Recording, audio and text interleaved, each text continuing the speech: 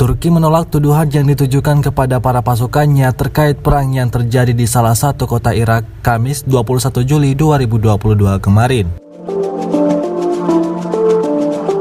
Rekaman penyerangan yang disebut dilakukan Turki sebelumnya ramai beredar di Telegram. Disebutkan beberapa hari yang lalu pemboman artileri menghantam sebuah resort di Zakop, sebuah kota di perbatasan antara wilayah Kurdistan Irak dan Turki.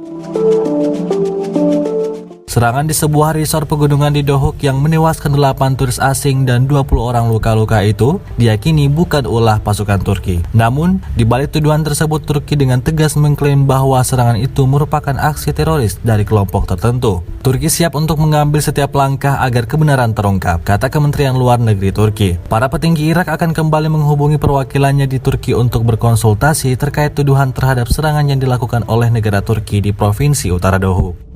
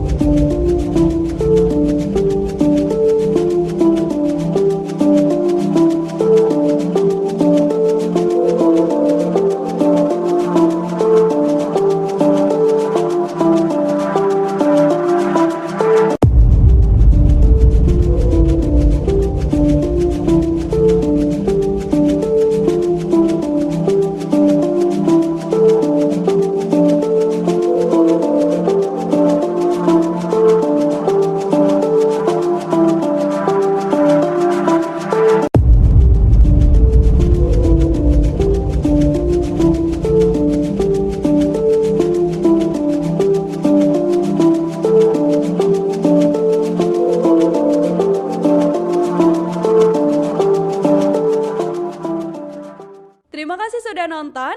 Jangan lupa like, subscribe, dan share ya.